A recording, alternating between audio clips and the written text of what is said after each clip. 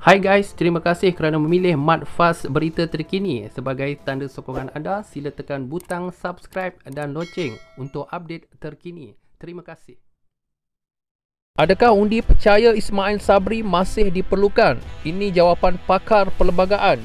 Undi percaya terhadap Perdana Menteri Datuk Seri Ismail Sabri Yaakob di Dewan Rakyat tidak perlu dilakukan kerana keabsahannya sudah diperakui ketika istiadat penggunaan surat cara perlantikan dan istiadat mengangkat sumpah jawatan dan setia serta sumpah simpan rahsia di Istana Negara pada Sabtu. Menurut penyandang kursi Institusi Raja-Raja Melayu Universiti Teknologi Mara UiTM, Profesor Datuk Syamrahayu Abdul Aziz, sekiranya undi percaya dilakukan, ia hanyalah proses mengukuhkan sokongan terhadap Perdana Menteri. Profesor Syamrahayu turut menjelaskan dalam perlembagaan tidak menyatakan bahawa perkenan yang di Pertuan Agong perlu diuji di Dewan Rakyat. Secara fahamnya, sekiranya seorang Perdana Menteri itu telah mengangkat sumpah, maka jawatan itu telah sah. Lagipun dalam perlembagaan kita, ia tidak menyatakan syarat bahawa perkenan tuanku, yakni yang di Pertuan Agong,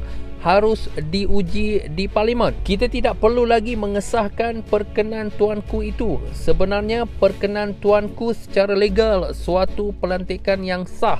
Sehubungan itu, Profesor Syamrahayu berkata tiada mana-mana pihak yang cuba membangkitkan tentang keabsahan pelantikan Perdana Menteri seperti mana yang berlaku sebelum ini. Berkongsi pandangan yang sama, Peguam Datuk Salehuddin Saidin menjelaskan pelantikan Perdana Menteri yang dibuat mengikut lunas undang-undang itu telah sah. Proses itu, yakni lantikan Perdana Menteri, ada dua. Satu di Parlimen dan satu lagi di peringkat yang di Pertuan Agong. Kedua-duanya adalah mengikut lunas undang-undang. Andai kata satu mekanisme telah diambil, iaitu dengan memilih seorang Perdana Menteri mengikut perkara 43, maka tidak perlu lagi kita pergi ke Parlimen untuk mengabsahkan lagi kerana ianya telah sah. Jelas beliau, Ismail Sabri yang dilantik sebagai Perdana Menteri ke-9 sepatutnya diberikan peluang untuk melaksanakan tanggungjawab bagi memastikan kerajaan stabil. Beliau menegaskan sekiranya kestabilan kerajaan diganggu, rakyat akan menanggung akibat ketika negara berdepan krisis kesihatan dan ekonomi.